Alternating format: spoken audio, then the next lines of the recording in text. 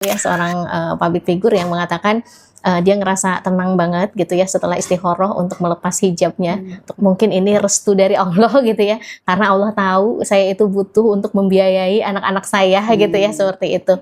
Perasaan tenang ini sih sebenarnya yang seolah-olah dia angkat untuk melegalisasi dirinya menentang aturan-aturan Allah yang sudah jelas di dalam Quran surat An-Nur ayat 31. Mengistikharohi sesuatu yang jelas-jelas haram. Ya. Sesuatu yang jelas-jelas itu melanggar aturan Allah, begitu ya. Nah, tentu saja ini keliru. Artinya kalau misalkan udah wajib, itu nggak perlu lagi diistikharohi gitu.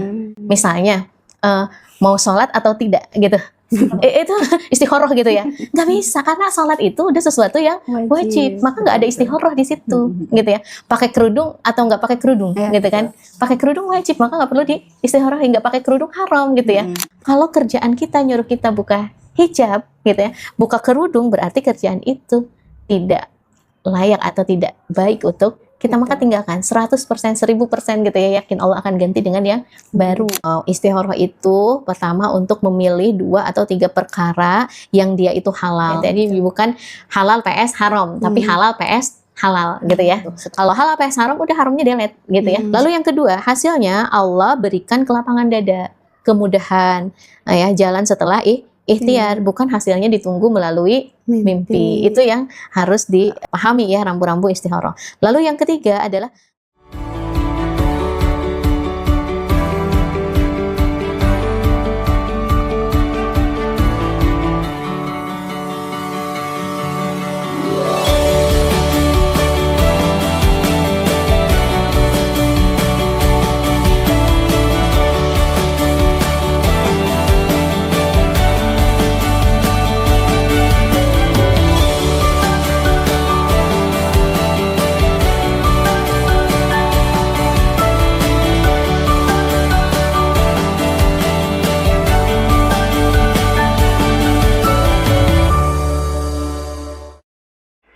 Bismillahirrahmanirrahim. Assalamualaikum warahmatullahi wabarakatuh. Waalaikumsalam warahmatullahi wabarakatuh. Alhamdulillahirabbil alamin, wassalatu wassalamu ala asrofil anbiya'i wal mursalin wa ala alihi wa sahbihi ajma'in, amma ba'du.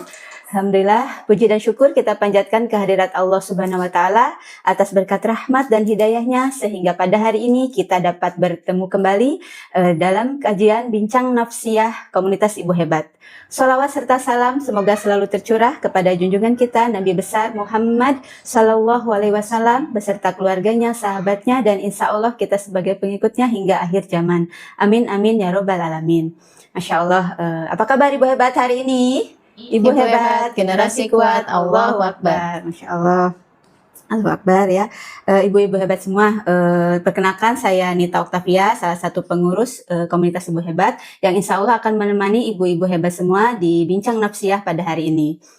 Masya Allah nih, hari ini tema yang akan kita angkat ialah mengenai miris sebenarnya ya ketika mengangkat tema ini, dan tapi penting banget tema ini untuk diangkat gitu ya untuk ibu-ibu hebat semua. Karena apa?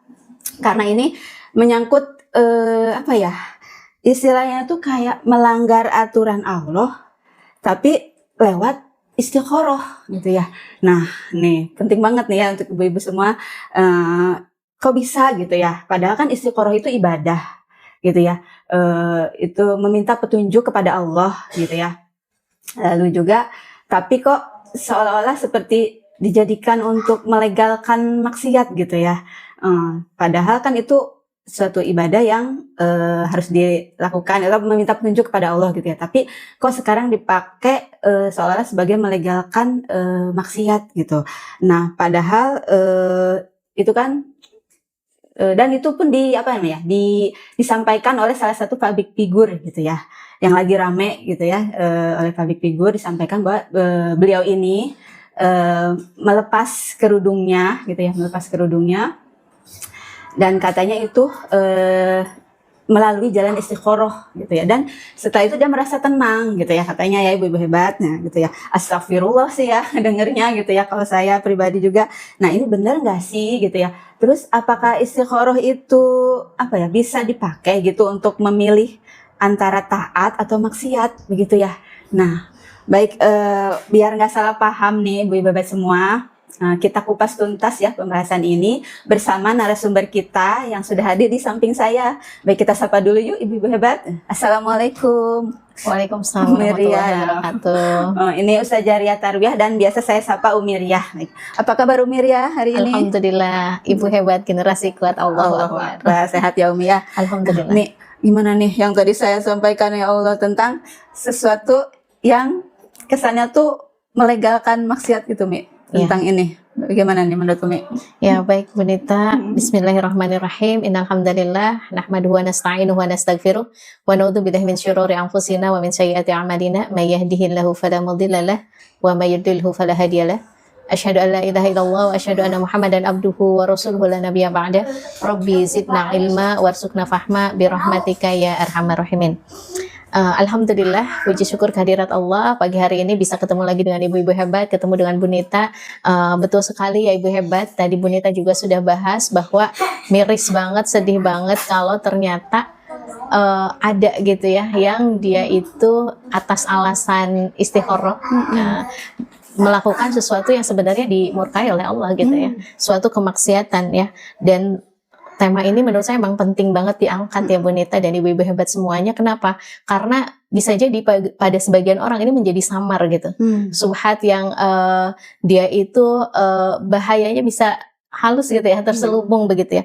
Karena bisa jadi dengan maraknya yang seperti ini, misalnya adanya yang kayak gini itu bisa merusak konsep berpikir dari kaum muslimin gitu ya.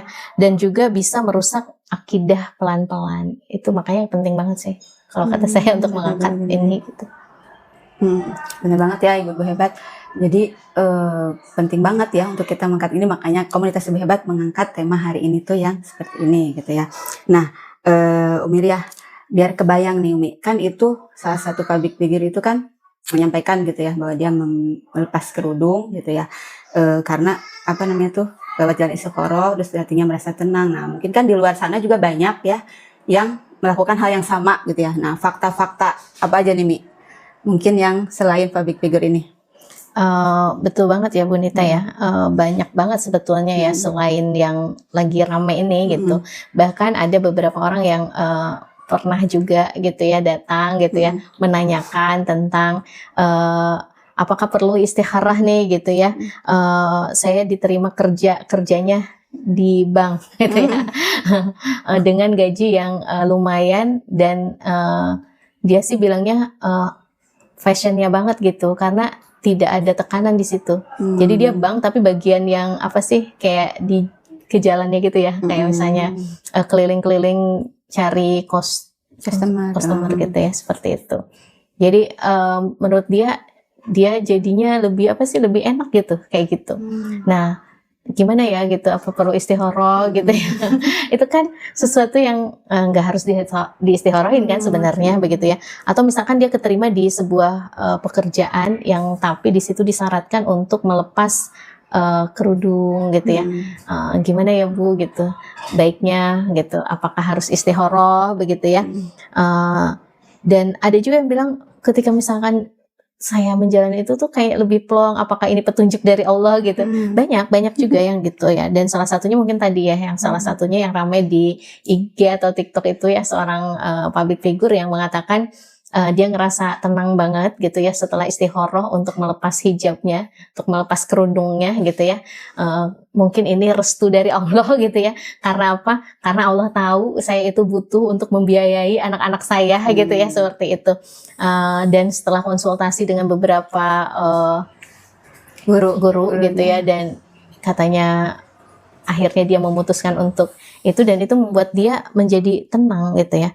Nah ini perasaan tenang ini sih sebenarnya yang saya apa ya, seolah-olah dia angkat untuk melegalisasi dirinya menentang aturan-aturan Allah yang sudah jelas di dalam Quran surat An-Nur ayat 31 begitu ya. Mungkin Ibu hebat juga pernah dengar ya ayat ini, ayat An-Nur ayat 31, di mana Allah memerintahkan bagi seorang muslimah untuk dia itu menutup auratnya ya, menjaga kemaluannya, menutup auratnya dengan himar begitu ya, seperti itu.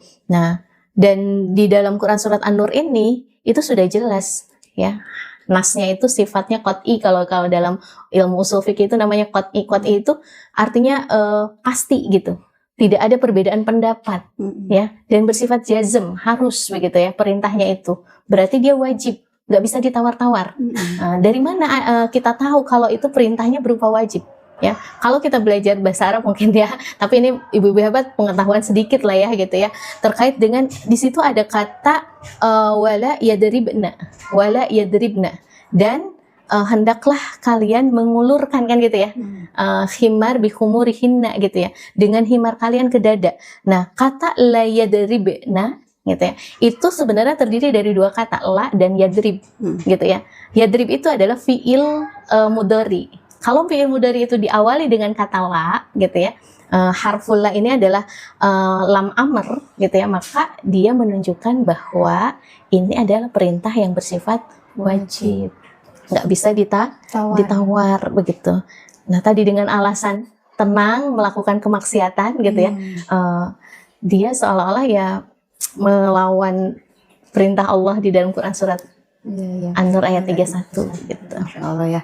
Jadi ibu-ibu hebat, jadi istilah istikharah itu kan meminta petunjuk ya sebenarnya ya gitu ya kepada Allah. Nah, sekarang tuh mungkin ya banyak yang dipakai untuk memilih gitu ya. Ya contohnya tadi public figure tadi yang memilih untuk membuka kerudung, terus dan membukanya atau memakainya gitu ya. Terus dia merasa ini harus lewat istikharah nih. Nah, itu kan salah besar ya, maksudnya tidak dengan seperti itu seharusnya. Nah, terus juga apa namanya tuh? Jadi istilah istikharah itu apakah benar gitu dipakai untuk memilih antara yang boleh apa tidak gitu, padahal kan harusnya itu kan bukan pilihan ya. Benar nggak Mi? Bagaimana nih pendapat Umi? Iya betul banget Bu Nita ya, pakai kerudung atau tidak pakai kerudung sebenarnya bukan pilihan, karena perintahnya tadi wajib di dalam Quran gitu surat An-Nur ayat 31 dan itu nggak bisa ditawar gitu ya. Kalau yang wajib maka tugas kita sebagai seorang muslim itu harus melaksanakan. Kalau misalkan tidak melaksanakan maka kita berdosa gitu ya. Nah, terkait dengan boleh nggak sih sebenarnya kita memilih antara yang haram dan yang halal, istikharah gitu ya. Mengistikharohi sesuatu yang jelas-jelas haram. Sesuatu yang jelas-jelas itu melanggar aturan Allah begitu ya. Nah, tentu saja ini keliru begitu ya. Bahwa di dalam kaidah fikih ya itu dikatakan bahwa tidak ada istikharah di dalam perkara yang wajib atau haram. Artinya kalau misalkan udah wajib, itu nggak perlu lagi diistikharohi gitu. Misalnya mau sholat atau tidak gitu. Itu istikharah gitu ya. Nggak bisa, karena sholat itu udah sesuatu yang wajib. Maka nggak ada istikharah di situ gitu ya. Pakai kerudung atau nggak pakai kerudung gitu kan. Pakai kerudung wajib, maka nggak perlu diistikharohi. Nggak pakai kerudung haram gitu ya. Misalnya ini ada daging babi, makan atau gak makan gitu ya, itu juga sesuatu yang nggak perlu diistikharohi gitu. Maka tidak ada istikharah di dalam perkara yang sudah jelas kewajibannya dan sudah jelas halal atau haram keharamannya begitu ya, seperti itu. Atau dengan kata lain tidak ada istikharah dalam perkara taat dan maksiat. Jadi kalau misalnya udah ketaatan ya tugas kita bukan beristikharah tapi sami'na wa ta'na gitu ya. Kalau itu kemaksiatan, sami'na wa ta'na, tinggalkan. Kalau itu suatu perintah ya, itu suatu ketaatan, maka tugas kita sami'na wa ta'na, kerjakan gitu. Saya mendengar, saya taat begitu ya. Bukan malah istikharah begitu ya. Nah, istikharah itu adanya pada wilayah yang sunnah, yang mubah misalnya gitu ya. Mau menikah misalkan nih, yang masih jomblo-jomblo mau nikah nih gitu ya, bingung nih milih si A atau B gitu ya. Nah, dua-duanya kan halal. Milih si A halal, milih si B halal, kecuali misalkan yang perempuan milih si A, si B, yang satu non muslim, yang satu muslim, itu jelas. Itu jelas. Ya. Tidak perlu istikharah. Tidak perlu istikharah gitu ya. Tapi sama-sama muslim gitu ya, sama-sama baik gitu ya, si A atau si B, maka ini baru diistikharohi. Atau misalkan nih ya, adik-adik yang mau masuk universitas gitu ya. Nah, yang kelas 12 nih ya, sekarang lagi pada sibuk universitas ya, masuk ke universitas. Nah, mau pilih mana nih, universitas A atau universitas B gitu ya. Jurusan A atau jurusan B misalkan gitu. Nah, ini sesuatu yang masuk kategori yang boleh di istikharah gitu ya. Seperti itu. Maka kalau sudah jelas sesuatu itu halal atau haram, nggak ada istikharah. Yang ada adalah istighfar gitu ya. Bukan istikharah gitu ya. Istighfar gitu ya. Kalau sampai kita yang haram itu dijadikan salah satu pilihan di antara yang halal gitu ya. Karena hukum Allah itu sudah jelas dan tidak bisa ditawar-tawar gitu ya. Bahwa sesungguhnya yang halal itu jelas, yang haram itu jelas gitu ya. Seperti itu. Ya, Masya Allah ya, udah mulai tergambar nih ya ibu-ibu hebat. Jadi bahwa tidak ada pilihan gitu ya dalam maksiat atau taat gitu ya. Jadi ketika sesuatu yang sudah Allah tentukan, Allah tetapkan gitu ya, itu aturan Allah ya. Salah satunya memakai kerudung itu udah wajib, itu udah nggak perlu lagi diistikhorohin gitu ya. Karena itu sesuatu yang wajib gitu. Kalau kita istikhoroh terus memilih untuk membuka, itu sama aja kita dengan melanggar aturan Allah gitu ya, ibu-ibu hebat. Nah miris nih, yang bikin sedih nih sebenarnya Mia, kenapa sih istikhoroh itu, maksudnya dia malah memakai istikhoroh gitu Mi. Padahal kan itu udah jelas-jelas melanggar aturan Allah ya. Jadi dia memakai istilah istikhoroh itu untuk bermaksiat gitu ya istilahnya kepikiran gitu ya. Malah kok kepikiran gitu, udah mau bermaksiat kepikiran istikharah pula gitu ya. Nah ini kira-kira akar masalahnya di mana nih Mi? Mungkin. Iya benar banget ya wanita ya, kok aneh gitu, kok sampai kepikiran gitu ya untuk melakukan sesuatu yang sudah jelas-jelas hukumnya haram, sudah jelas-jelas itu sebuah kemaksiatan ya, dia kepikiran untuk melakukan istikharah. Ya mungkin ini ibu hebat bisa dicatat ya, ada 3 penyebab. Kalau saya menggarisbawahi ada 3 penyebab utama gitu ya. Kenapa ada orang yang kepikiran begitu ya untuk maksiat itu melakukan istikharah. Yang pertama adalah salah paham tentunya tentang konsep istikharah tadi begitu ya. Seperti yang tadi sudah saya jelaskan juga bahwa istikharah itu hanya berlaku pada hal-hal yang sunnah atau mubah. Ya, tidak pada perkara yang sudah jelas halalnya, yang sudah jelas haramnya. Tidak pada perkara yang sudah jelas wajib atau dia haram begitu ya, seperti itu. Nah, juga ya, ini satu hal lagi gitu ya, yang perlu dipahami terkait dengan istikharah. Istikharah itu nggak identik dengan mimpi gitu loh. Dan justru banyak riwayat yang tidak meriwayatkan bahwa sinyal-sinyal gitu ya, jawaban dari istikharah itu mimpi. Ya, kalau dari nas-nas itu ya justru istikharah itu identifikasinya kita itu dibimbing oleh Allah gitu ya, mendapat petunjuk dari Allah itu. Pertama adalah ketenangan di dalam hati kita kan gitu ya. Hadirnya ketenangan di dalam hati kita begitu. Lalu Allah berikan kemudahan pada urusan yang kita pilih gitu. Jadi nggak kayak misalkan kita sholat istikharah terus nunggu mimpi baru kita ngelakuin itu gitu ya. Ada jawaban gitu ya. Saya mau jualan atau enggak ya gitu ya. Ini sholat tuh ya Allah gitu ya. Saya minta petunjuk gitu, saya jualan atau enggak gitu. Abis itu udah diam nunggu mimpi. Kalau udah mimpi baru gitu ya, Allah tunjukkan berarti dalam mimpi. Enggak begitu, tapi ya Allah saya mau jualan atau enggak gitu ya malamnya. Terus lalu paginya kok kayaknya jualan deh gitu ya. Nah ketika kita jualan ya, ketika Allah beri kemudahan ya pada jualan-jualan kita itu, berarti itu jawaban dari Allah sebenarnya kan gitu ya.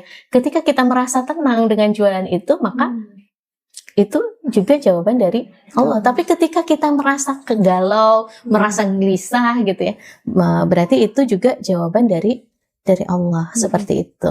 Nah, karena Rasul juga ya mengajari di dalam doa istikharah itu apa sih doanya? Ya Allah, jika ini baik untukku ya, maka mudahkan. Jika ini buruk, maka palingkan aku darinya, kan itu yang diminta. Gitu. Jadi ya udah, kita ngambil apa nih yang kita pilih, A atau B misalnya. Ketika misalkan saya nih milih jodoh nih, milih si A gitu ya. Nah, ketika kita sudah menentukan si A, lalu Allah mudahkan urusan kita dan Allah berikan ketenangan gitu ya, maka itu jawaban. Tetapi ketika misalkan gitu ya, kita memilih si A tetapi kita tidak tenang, lalu Allah persulit, kok kayaknya sulit banget ya gitu ya, jalannya ada aja gitu ya yang membuat sulit, maka tinggalkan. Itu berarti jawaban dari Allah, petunjuk Allah gitu. Nah, itu yang harus dipahami terkait dengan konsep istikharah gitu ya. Lalu yang kedua, penyebabnya adalah tekanan dunia yang lebih kuat daripada keimanan kita, terutama di dalam sistem kapitalis ya. Ibu-ibu, ibu hebat semuanya ya, kita tahu bahwa saat ini kita hidup di dalam sebuah sistem yang sistem itu adalah hasil buatan manusia ya, bukan dari Allah begitu ya. Yang sistem ini didasarkan pada standar baik buruknya itu berupa materi, berupa manfaat begitu ya. Dan dalam sistem ini yang kaya itu dibuat semakin kaya, yang miskin itu semakin miskin, kesenjangan itu semakin menganga begitu ya. Maka suatu hal yang wajar gitu. Pada saat ini tekanan dunia itu bisa saja mengalahkan keimanan Bunita ya, dan ibu-ibu hebat begitu ya. Dan dunia terlihat lebih menakutkan gitu ya daripada akhirat. Nah, kasus membuka kerudung ini itu bisa jadi kan karena kegalauan itu Bunita gitu ya. Kalau misalkan tadi kan alasannya kan mungkin Allah tahu saya ini harus menafkahi anak dan mungkin menafkahi dengan cara begini gitu ya, seperti itu. Nah itu kan karena di situ ada tekanan kan gitu ya. Terus kalau misalkan saya nggak bekerja, siapa yang akan menafkahi anak saya? Bagaimana kehidupan saya? Bagaimana kehidupan gitu ya? Dan ketika misalkan bekerja, adanya yang ini saya gitu ya, sehingga dia menghalalkan sesuatu yang haram dia lakukan dengan alasan untuk menafkahi keluarganya begitu ya. Nah, kenapa ini bisa terjadi? Karena faktor yang ketiga penyebabnya begitu ya. Karena krisis atau rapuhnya akidah tentang rezeki begitu. Nah, ini kunci. Banyak yang lupa kalau rezeki itu bukan dari yang lain, tetapi rezeki itu dari Allah saja begitu ya. Rezeki itu udah dijamin dari Allah, bukan dari perusahaan, bukan karena kita bekerjanya begitu ya. Bekerja itu adalah salah satu ikhtiar yang kita pilih begitu ya. Usaha yang kita pilih dalam rangka menjemput rezeki gitu.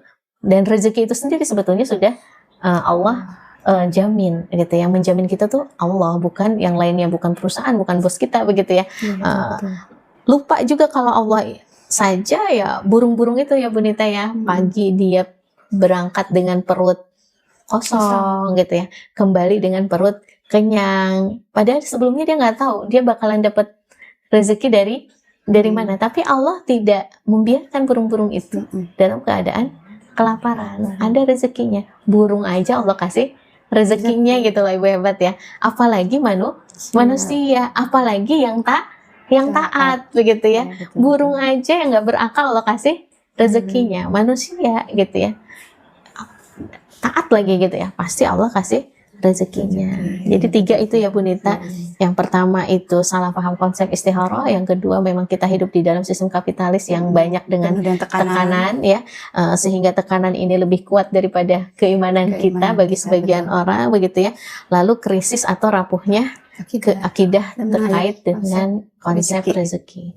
Ya, Masya Allah ya, benar banget gitu ya ibu-ibu yang disampaikan Umiriyah tadi, bahwa bisa jadi itu hanya sebagian kecil ya, tapi itu benar banget 3 akar masalah itu yang bisa jadi menyebabkan ya itu tadi ya, salah konsep gitu ya, istikharah itu ya, tadi 1 pemahaman yang belum benar gitu ya mengenai konsep istikharah. Lalu juga tekanan hidup di sistem kapitalis ini yang dimana harus berlomba-lomba mencari materi gitu ya, kebutuhan hidup pun semakin banyak gitu ya. Dan lalu yang ketiganya tadi tidak kuat akidah ya, konsep rezeki gitu ya, mengenai akidah, tidak memahami konsep rezeki gitu ya. Nah, Umi tadi 3 itu yang Umi sampaikan tadi, Masya Allah ya, udah jelas sih kalau menurut saya, jelas banget. Terus juga berarti kan Mi poin kalau yang saya tangkap di sini Mi, yang lepas kerudung gitu ya, yang lepas kerudung untuk memenuhi, yang katanya untuk memenuhi kehidupan keluarganya gitu ya, anak-anaknya, atau melepas kerudung karena harus bekerja seperti itu ya. Nah, berarti sebenarnya itu dia lagi diuji akidahnya ya Mi ya. Kalau seperti itu ya, yang tadi Umi sampaikan, krisis atau rapuhnya akidah gitu ya. Berarti itu lagi diuji akidahnya ya Mi. Nah, itu antara yakin sama rezeki dari Allah atau yakin rezeki itu dari bos gitu ya, seperti itu. Nah, bagaimana ini tanggapan Umi? Masya Allah, tepat banget gitu ya. Betul sekali Bunita ya. Tidak lepas ya bahwa kasus yang dia melepas kerudung dengan alasan mau menafkahi gitu ya, mencari rezeki lah itu tepat istilahnya banget bahwa itu juga ada kaitannya dengan ujian ketauhidan atau akidah kita kepada Allah Subhanahu wa taala. Ya pada saat itu tentu yang kita tanya ya aina Allah fi qalbi gitu ya. Di mana Allah di hati kita pada saat itu begitu ya. Ketika kita memilih untuk bermaksiat kepada Allah daripada taat kepada Allah dengan alasan demi mencari rezeki. Padahal yang memberikan rezeki itu Allah gitu. Maka di situ di mana Allah pada saat itu gitu ya. Katanya kan yang memberi rezeki Allah. Harusnya ya kita manut aja dengan aturan Allah gitu ya. Seperti itu. Betul-betul. Jangan malah melanggar gitu ya. Melanggar aturan Allah padahal itu Allah juga yang ngasih. Kok seolah-olah nggak percaya sama Allah begitu ya. Nah makanya di situ ujian keimanan tadi gitu. Kita yakin Allah Maha Pemberi rezeki, tapi rezeki itu dari Allah. Karena alasan rezeki kita meninggalkan Allah. Aturan Allah, iya betul-betul ya, Masya Allah ya. Nah, berarti Mi, tadi kan bahas soal rezeki ya. Rezeki itu kita harus yakin bahwa rezeki itu dari Allah, dan kita mencarinya pun harus dengan jalan yang sesuai perintah Allah gitu ya. Tidak bermaksiat kepada Allah, apalagi melanggar aturan Allah gitu ya. Nah, mungkin Mi tolong dijelasin nih Mi, konsep rezeki itu masuk ranah akidah, berarti bagaimana tuh Mi? Kan konsep rezeki itu kita harus yakin gitu ya kepada Allah. Kaitannya kita sama akidah gitu ya. Berkaitan dengan ketaatan kita, dengan akidah kita gitu ya. Bagaimana nih Mi? Tolong dijelaskan. Ya betul Benita ya, bahwa ketika kita ngomongin masalah rezeki, maka itu ada dan bukan ada, tapi emang erat kaitannya dengan akidah, begitu ya. Kenapa gitu ya? Karena rezeki itu bagian dari rukun iman yang ke-6. Ya, Ibu hebat ingat apa rukun iman yang ke-6? Ya, iman kepada qada dan qadar. Ya, rezeki itu adalah bagian dari qada, bagian dari ketetapan Allah. Ya, dari mana dalilnya? Ya, kita wajib yakin 3 hal yang Allah sebutkan terkait dengan rezeki. Yang pertama, ya, di dalam Quran surat Al-Hud ayat 6 Allah katakan ya bahwa Allah lah yang menjamin rezeki dari setiap makhluk, begitu ya. Tidak ada satupun makhluk di dalam Quran surat Al-Hud ayat 6 itu Allah katakan tidak ada satupun makhluk melata di bumi melainkan Allah lah yang memberi rezekinya. Gitu. Jadi rezeki itu udah dijamin, artinya rezeki udah ditakar. Setiap orang ada rezekinya sampai dia mati, gitu ya. Maka ketika dia mati, disitulah batas rezeki dia, gitu. Dan di sini juga menekankan bahwa sebab turunnya rezeki itu bukan yang lainnya kecuali Allah. Jadi rezeki itu tidak ada dari yang lain kecuali dari Allah, bukan dari kerjaan kita, bukan dari kerja keras kita, gitu ya. Bahkan begitu ya, kerja keras kita sebetulnya nyaris zero sebetulnya di mata Allah. Tapi itu hanyalah sebagai ujian Allah di dalam Quran surat Al-Mulk, gitu ya. Siapa di antara kalian yang lebih baik amalnya? Jadi Allah hanya menguji mana sih yang berupaya maksimal, mana sih yang mencurahkan amal terbaik, gitu ya. Seperti itu. Coba kalau kita lihat kisah-kisah di dalam Al-Quran, Bu Ninta, ya, bagaimana kisahnya Maryam, ya, ketika Maryam itu kondisinya dalam hamil besar, gitu ya. Ibu-ibu kebayang nggak sih kalau lagi hamil besar mau melahirkan itu lemah apa kuat? Lemah sih. Lemah. Udah berat. Iya. Lalu dia pergi ke sebuah kebun kurma kan, untuk melahirkan gitu ya, mengasingkan diri di sebuah kebun kurma. Lalu Allah suruh apa? Wahai Maryam, senderkan badanmu ke pohon kurma lalu goyangkan. Maka setelah itu berjatuhanlah buah kurma. Ibu-ibu secara logika, ya, secara logika pohon kurma digoyang oleh seorang yang dalam kondisi lemah. Kira-kira murudul nggak itu, Bu? Enggak. Jangankan oleh badan yang lemah ya, untuk katanya nih ya, yang panen kurma itu untuk menjatuhkan kurma itu harus pakai sesuatu yang kuat gitu. Gak bisa, ini digoyang, sender goyang gitu, terus jatuh. Itu kan menunjukkan bahwa sebenarnya usaha kita itu zero, hampir atau nyaris zero. Allah hanya ingin menguji, jangan sampai bisa aja Allah itu langsung aja turunin gitu. Apa susahnya buat Allah? Tapi tidak, di situ ada ibrah yang bisa diambil gitu ya, bahwa Allah tetap memberikan kita peluang untuk kita melakukan upaya. Seperti itu. Ya, belum lagi kisahnya Nabi Musa ya Bu Nita ya. Nabi Musa coba ketika dikejar-kejar ya oleh pasukannya Firaun dan sudah buntu, di depannya hanya ada lautan gitu. Hanya ada lautan. Udah bingung mau ngapain. Tapi kata Allah apa? Ketukkan tongkatmu ke laut itu sehingga terbelah. Jalan aja gitu ya. Itu kan sesuatu yang mustahil gak sih ngetukin nanti langsung gitu ya. Kenapa nggak Allah langsung aja sih? Buat Allah kan gampang aja. Langsung aja sih bukain jalan itu, nggak perlu pakai ngetuk. Karena di situ ada ibrah bahwa ada upaya yang dilakukan oleh Musa mengetukkan perintah Allah gitu. Walaupun usaha itu kalau secara logika nyaris zero.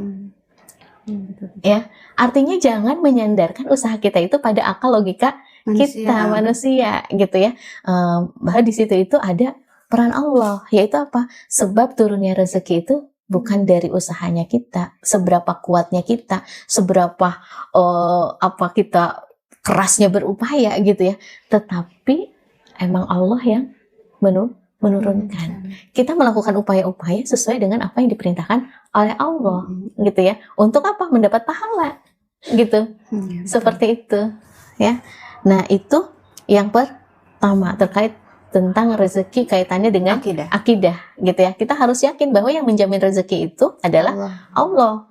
Yang menyebabkan turunnya rezeki itu adalah Allah, begitu ya. Lalu yang kedua, rezeki itu tidak akan tertukar. Ya, itu juga dijelaskan di dalam Quran surat Al-Hud ayat 6 gitu ya. Bahwa Allah tuh sudah membagikan rezeki itu sampai kepada binatang-binatang yang di dalam lubang gitu. Artinya yang nggak kelihatan aja udah ada rezekinya gitu. Nggak akan tertukar, semua akan dapat rezekinya. Rezeki kita nggak akan nyasar ke orang lain gitu ya. Lalu yang ketiga ini ya juga yang wajib dipahami, yang wajib diyakini oleh seluruh kaum muslimin bahwa wajib dicari dengan cara yang halal gitu ya. Jadi jangan dengan alasan mencari rezeki akhirnya dia melegalkan sesuatu yang melanggar aturan Allah. Karena nggak mungkin Allah itu nyuruh maksiat gitu ya. Seperti itu. Allah itu Ar-Razzaq, Allah itu Maha Pemberi rezeki ya. Sekaligus Allah itu Al-Quds ya. Allah itu Maha Suci. Nggak mungkin Allah ngasih rezeki dengan jalan yang kotor gitu ya. Makanya Allah ngasih kita ya, kalau di dalam Nijum Iktisadi itu sebab-sebab kepemilikan. Bagaimana kita mendapatkan, meraih atau menjemput rezeki itu. Ada sebab-sebab yang dihalalkan oleh Allah. Maka nggak usah cari yang haram ya. Seperti itu. Memang manusia itu kan ada di antara dua ya, antara khauf dan roja harusnya gitu ya. Takut wajar, manusiawi, karena manusia punya yang namanya gorijah bako gitu ya. Tapi Allah kasih roja ya, harapan ya, agar kita tidak berputus asa dari rahmat Allah gitu ya. Usahanya, upayanya kita lakukan gitu ya, sebagai bentuk ikhtiar kita, begitu ya, memilih sesuatu yang sudah ditetapkan oleh Allah kehalalannya, gitu ya, tidak memilih sesuatu yang haram. Lalu hati kita tautkan kepada Allah, gitu ya, bahwa yang memberi rezeki itu yakin, gitu ya, adalah Allah, dan Allah tidak akan ya tertukar memberikan rezeki itu kepada kita, dan Allah tidak akan menelantarkan hambanya gitu ya. Sebagaimana keyakinan Siti Hajar ketika ditinggalkan oleh Ibrahim ya, di sebuah lembah yang tandus gitu. Itu kan ketika ditinggalkan dalam keadaan menyusui, bawa seorang anak begitu ya. Kebayang nggak sih ibu-ibu gitu ya, dalam kondisi seperti itu ditinggalkan di sebuah lembah yang tandus sendirian dengan perbekalan yang seadanya. Nah, lalu Siti Hajar bertanya kepada Ibrahim, "Ya Ibrahim, kenapa engkau meninggalkan aku?" Ibrahim diam saja, terus berjalan. "Wahai Ibrahim, kenapa engkau meninggalkan aku sampai 3 kali?" Ibrahim tidak menoleh dan tidak menjawab. Lalu redaksinya diubah oleh Siti Hajar. "Wahai Ibrahim, apakah ini perintah Tuhanmu?" Maka ketika Ibrahim bilang, "Ya, ini adalah perintah Tuhan," gitu ya. Maka apa jawaban Siti Hajar? Karena mempunyai keimanan yang kuat dan keyakinan terhadap rezeki, Siti Hajar bilang, "Kalau ini adalah perintah Tuhanku, aku yakin Tuhanku tidak akan menelantarkanku." Gitu. Nah, itu keyakinan itu, gitu. Sehingga tidak membuat kita memilih jalan yang haram, gitu ya. dia akan terus berada di dalam ketaatan kepada Allah Subhanahu wa taala, karena itu akan dimintai pertanggungjawaban. Jadi itu Bunita kaitannya. Kenapa rezeki kok dikaitkan dengan akidah? Ya karena dia masuk ke dalam rukun iman yang ke-6. Dia adalah bagian dari kodok ketetapan Allah. Rezeki kita sudah ditakar, rezeki kita tidak akan tertukar. Rezeki kita sudah dijamin oleh Allah Subhanahu wa taala. Betul, Bu.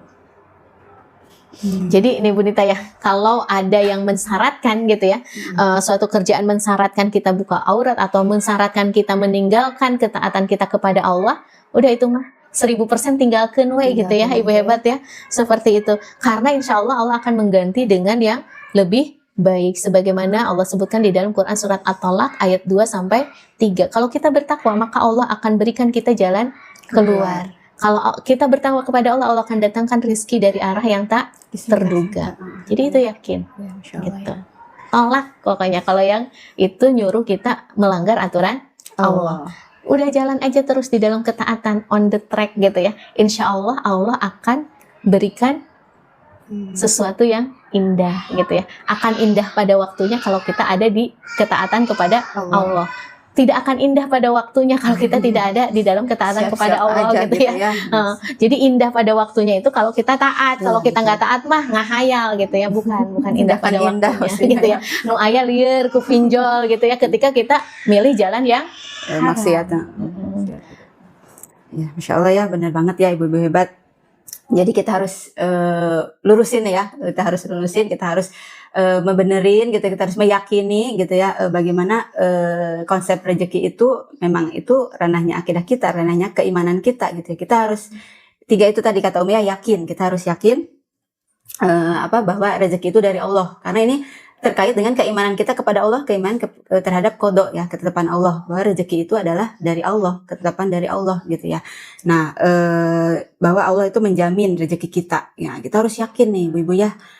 Terus juga rezeki itu tidak akan tertukar gitu ya, pasti sudah ada plot-plotnya gitu ya, apalagi terkait anak ya Mi ya, kan katanya tuh ya si public figure itu mencari rezeki untuk anaknya, menafkahi anak-anaknya, padahal kan kita harus yakin juga bahwa anak juga udah ada rezekinya dari Allah gitu ya. Terus juga wajib dicari dengan cara yang halal. Nah ini sangat berkaitan banget ya dengan tadi membuka kerudung gitu ya. Nah, jadi harus benar-benar dipahami ya ibu-ibu hebat terkait keyakinan kita akan konsep rezeki dari Allah gitu ya. Keyakinan kita, keimanan kita bahwa rezeki adalah datangnya dari Allah dan dicari dengan cara yang halal gitu ya.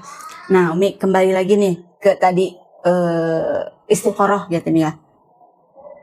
Nah, mungkin kita bisa pahami ya Mi ya, yang tadi istiqoroh itu kan lain hal gitu ya, maksudnya kalau konsep rezeki itu kan terkait ibadah. Nah, istiqoroh itu kan ibadah kepada Allah dan minta petunjuk. Nah, jangan sampai ini kita salah paham nih ya. Jadi melakukan istiqoroh tapi untuk menjalankan untuk mencari pada yang sudah Allah tentukan, tapi ternyata akhirnya kita terjerumus ke jalan kemaksiatan gitu ya, salah jalan gitu ya ibaratnya ya.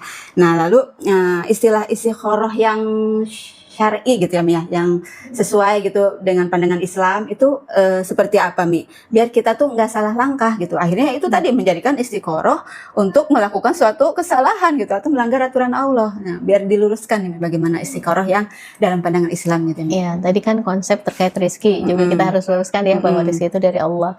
Nah, sekarang terkait dengan istiqoroh, bagaimana sih step by stepnya yang sesuai dengan Al-Quran, yang sesuai dengan sunnah Rasul begitu ya. Karena istiqoroh ini kan memang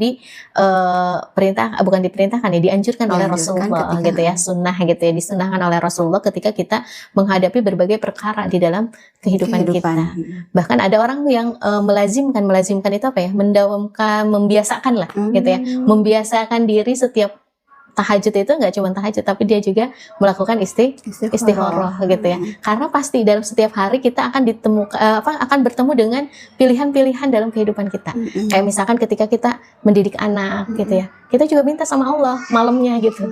Ya Allah, mudah-mudahan langkah yang kita ambil ini Allah ridhoi gitu ya. Allah bawa untuk kebaikan gitu ya. Maka ya lebih baik ya setiap seorang muslim itu setiap malam itu tidak hanya tahajudnya ditambahlah dengan istiqoroh, karena pasti setiap hari kita ketemu dengan pilihan-pilihan gitu ya. Ketika kita memilih gaya parenting yang seperti ini ya, mudah-mudahan ini pilihan yang terbaik menurut Allah, maka Allah mudahkan gitu ya, seperti itu. Nah, ada 4 rambu istikharah ya ibu hebat yang perlu kita catat. Yang pertama ya, istikharah itu pertama untuk memilih 2 atau 3 perkara yang dia itu halal, bukan perkara yang haram, begitu ya. Jadi bukan halal PS haram, tapi halal PS halal gitu ya, seperti itu. Kalau halal PS haram, udah haramnya delete gitu ya, seperti itu. Lalu yang kedua, hasilnya Allah berikan kelapangan dada, kemudahan ya, jalan setelah ikhtiar, bukan hasilnya ditunggu melalui mimpi. Itu yang harus dipahami ya, rambu-rambu istikharah. Lalu yang ketiga adalah tetap melakukan sesuai dengan syariat, tawakal. Kalau buruk Allah akan palingkan kita, yakin gitu ya, bukan kalau ragu nggak jadi gitu ya. Tapi kalau emang itu nanti Allah kasih tanda-tanda keburukan, apa itu dipersulit dan sebagainya, berarti itu jawaban tinggalkan gitu ya. Kita ganti ke yang lain gitu. Jadi syaratnya kita melakukan semua sesuai dengan syariat gitu. Lalu yang keempat ya, jadikan istikharah itu wasilah untuk minta petunjuk agar kita bisa semakin taat gitu ya, bukan jadi pembenaran nafsu kita. Jadi kita udah punya jawaban gitu ya, seperti itu, bukan gitu ya, kekeh gitu, dengan kekeh kayaknya ini mah yang terbaik deh menurut saya gitu. Istikharah hanya formalitas gitu, bukan. Kita benar-benar menyerahkan urusan itu ya, lalu besoknya kita pilih salah satu gitu ya, lalu kita lihat apakah di dalam perjalanan yang Allah mudahkan atau Allah sulitkan. Ketika Allah sulitkan, maka kita tinggalkan. Disitulah kita berbesar hati gitu, tidak berputus asa. Oh, mungkin ini memang bukan yang terbaik menurut Allah, maka cari yang lain, seperti itu. Ya, mungkin itu aja Bu Nita. Jadi istikharah itu bukan buat ngeles dari ketaatan, tetapi untuk menguatkan ketaatan. Ya, Masya Allah ya ibu-ibu hebat. Tadi 4 rambu yang Umiria sampaikan ya, itu kayaknya perlu kita lakukan ya. Bahwa istikharah itu memilih antara yang halal dan halal gitu, antara yang baik dan baik gitu ya, bukan antara yang halal dan haram gitu ya. Nah, kita harus pahami juga ya yang haram seperti apa gitu ya. Lalu hasilnya itu memberi kelapangan dada gitu ya setelah ikhtiar gitu ya, bukan nunggu dari mimpi gitu ya.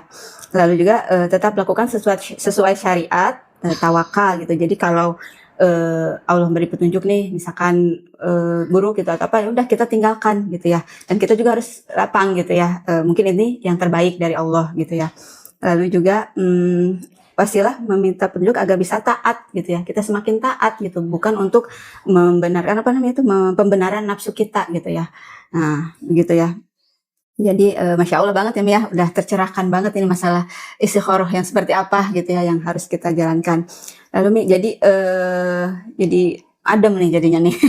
Lalu Mi, istikharah itu berarti itu tuh gaspol gitu ya Mi, gaspol dalam ketaatan gitu ya, bukan bukan membuat maksiat gitu ya. Jadi istilahnya tuh ketika kita beristikharah itu tuh harusnya membuat kita semakin taat gitu. Wah, kita memilih yang terbaik nih dari Allah gitu ya. Allah memberi petunjuk nih yang terbaik gitu ya. Seperti itu ya gambarannya Mi ya. Bukan untuk ibaratnya beristikharah nih. Untuk kita padahal di situ tuh udah tahu salah gitu, maksiat, tapi kita malah menjalankan itu gitu ya. Dengan pakai kata istikharah gitu. Padahal itu Allah tidak seperti itu gitu gambaran memberi petunjuknya gitu ya. Padahal udah jelas haram, udah tinggalkan gitu ya. Bukan udah haram malah minta petunjuk gitu ya. Salah banget kan kalau seperti itu. Nah Umi, mungkin ini terakhir nih Mi. Nah buat ibu-ibu hebat di luar sana gitu ya, ibu hebat di rumah. Nah nasihat nih Mi, atau tips nih Mi untuk ibu-ibu hebat ketika ada di posisi itu gitu Mi, di posisi yang mungkin ingin mencari rezeki gitu ya, atau di posisi yang ingin mengasuh anak, atau di posisi banyak lah ya fakta-fakta yang terjadi di sekeliling ibu-ibu hebat. Nah posisinya itu biar nggak salah langkah gitu Mi, bagaimana nih Mi? Tips dari Umi? Ya, ibu-ibu hebat dimanapun berada, ya tadi ya harusnya kita minta sama Allah itu, ya Allah, aku ingin taat ya dengan memakai jilbab. Maka jika misalkan pekerjaan ini mengharuskan aku melepas kerudung, ganti dengan pekerjaan yang lain yang bisa bikin aku pakai kerudung taat, gitu, yang terbaik gitu ya. Jadi bukan kerudungnya dilepas ya udah mungkin ini dari Allah gitu ya, bukan gitu ya, seperti itu. Jadi doanya seperti itu di dalam istikharah kita. Nah, langkahnya seperti apa nih supaya kita itu kalau misalkan dihadapkan dengan kondisi-kondisi yang seperti itu gitu ya, bisa tetap on the track, artinya bisa tetap dalam ketaatan kepada Allah Subhanahu wa taala. Maka di sini kita perlu untuk satu, karena tadi kaitannya erat banget dengan akidah. Yang pertama adalah tancapkan akidah tentunya di dalam diri kita ya. Ucapkan tiap hari kepada diri kita di pagi hari misalnya ya, hasbiyallahu la ilaha illa huwa ilaihi tawakkaltu. Artinya apa? Cukup Allah bagi aku itu gitu ya. Allah saja gitu ya yang menjamin rezekiku, hidupku, matiku gitu ya. Semua urusan-urusanku tuh Allah yang ngatur gitu. Seperti itu. Maka aku bertawakal kepada Allah. Itu setiap hari kita afirmasi diri kita gitu ya, seperti itu, untuk menancapkan akidah gitu ya. Tidak hanya di lisan tetapi juga direnungi ke dalam hati begitu.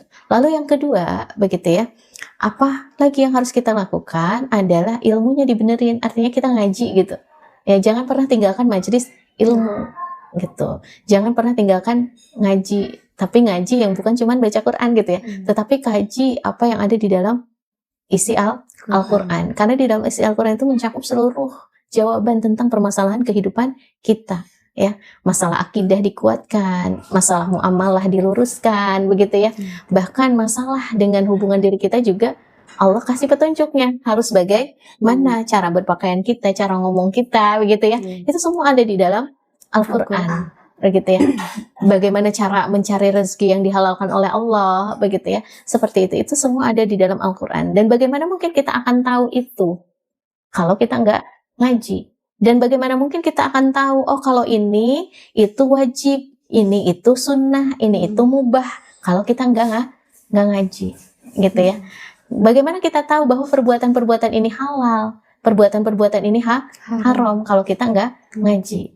Nanti kalau kita nggak ngaji, kita nggak tahu, ya bisa terjebak tadi pada hal yang haram, kita malah istikharah. Padahal istikharah itu hanya boleh pada hal yang mubah, gitu ya, hal-hal yang sunnah, hal-hal yang halal, begitu ya. Nah, pada hal-hal yang mubah ini kita nggak tahu yang mubah yang mana, karena nggak ngaji. Maka yang kedua ya, benerin ilmu kita dengan ngaji, gitu ya. Lalu yang ketiga adalah apa? Cari circle tentunya ya, cari circle, cari sahabat begitu ya, biar kalau kita imannya lagi turun nih Bu Nita ya, ibu-ibu hebat, namanya manusia Allah katakan sudah alamiahnya gitu, imannya itu kadang-kadang ya hadiwayan, kadang naik kadang turun gitu ya. Nah ketika turun itu ada yang narik gitu, ada yang ngangkat kita lagi ke atas gitu, maka di situ kita butuh circle begitu ya. Jangan dihadapin sendiri, biar kalau kita lemah ada yang ngingetin kita, Bun, ingat Allah Bun, gitu ya, seperti itu. Jadi itu 3 hal yang langkah yang bisa kita lakukan agar kita tidak terjebak pada sesuatu yang kita nggak jelas gitu ya, seperti itu. Tancapkan akidah, ilmunya dibenerin dengan ngaji, cari circle yang saling menguatkan dalam ketaatan begitu ya. Seperti itu. Ibu hebat, Allah nggak pernah menguji hambanya dengan sesuatu yang di luar batas kemampuan. Itu Allah sebutkan di dalam Al-Quran. Kalau kita disuruh berhijab, tandanya Allah mampu ya. Kita itu mampu untuk melakukan itu, kita itu mampu untuk menjalankan itu ya. Kalau kerjaan kita nyuruh kita buka hijab gitu ya, buka kerudung, berarti kerjaan itu tidak layak atau tidak baik untuk kita, maka tinggalkan 100%, 1000% gitu ya. Yakin Allah akan ganti dengan yang baru gitu ya, seperti itu. Insya Allah ya, Masya Allah ya Ibu hebat, itu ya langkah-langkah gitu ya, atau tips bagaimana kita agar lebih kuat gitu ya dalam menguatkan keimanan kita gitu ya, untuk tidak salah gitu dalam melaksanakan ibadah kepada Allah. Salah satunya istikharah tadi gitu ya. Yang satu itu tancapkan akidah, dan ilmunya juga dibenerin gitu ya, mencari ilmu lagi gitu ya, terus cari circle gitu, atau komunitas gitu ya. Nah, komunitas Ibu Hebat siap menampung Ibu Hebat yang ingin belajar, yang ingin mengaji. Masya Allah ya, yuk datang sini, gabung ke sini bersama komunitas Ibu Hebat ya. Masya Allah ya Mi. Nah, sepertinya ini pertanyaan terakhir tadi deh dari saya, dan kita akan sudahi kajian kita hari ini. Tapi Mi, Masya Allah ya, merinding banget tadi apa yang udah disampaikan. Jadi istikharah itu sebenarnya apa ya? Kalau yang saya dapat itu tadi yang disampaikan, jadi istikharah itu kita sebenarnya minta untuk lebih dimudahkan dalam ketaatan, gitu ya Mi ya. Jadi istikharah itu kita minta dimudahkan dalam ketaatan, bukan malah mencari pembenaran untuk kemaksiatan, gitu ya, Ibu-ibu hebat. Dan juga rezeki itu datang dari Allah. Jadi tugas kita hanya taat dan ikhtiar dengan cara yang halal, begitu ya Mi ya. Nah Mi, mungkin terakhir nih closing statement dari Umi untuk Ibu-ibu hebat sebelum saya tutup kajian hari ini, Masya Allah. Baik Ibu-ibu hebat dimanapun berada ya, mari kita kuatkan, tancapkan keimanan kita, jangan pernah meninggalkan kajian, lalu cari circle. Mudah-mudahan dengan itu Allah berikan kemudahan dalam setiap urusan kita, Allah berikan solusi dalam setiap permasalahan kita, Allah jadikan diri kita orang-orang yang taat, orang-orang yang nanti Allah panggil ketika kita kembali kepada Allah dengan ya ayuhan nafsul mutmainnah, sampai kita menginjakan kaki kita di surga. Amin, amin, amin ya rabbal alamin. Insya Allah, alhamdulillah ya rabbal alamin. Ya, terima kasih jazakillah khair Umiriyah atas materinya hari ini. Masya Allah tercerahkan sekali ya Ibu hebat. Semoga kita dapat mempraktekkan ilmu yang didapat hari ini dan mengamalkannya juga ya Ibu hebat. Baik, alhamdulillah saya tutup kajian bincang nafsiyah hari ini. Mohon maaf bila ada kekurangan dan kesalahan. Kita tutup dengan istighfar dan doa kafaratul majlis. Astagfirullahaladzim, astagfirullahaladzim, astagfirullahaladzim. Subhanakallahumma wa bihamdika asyhadu an la ilaha illa anta.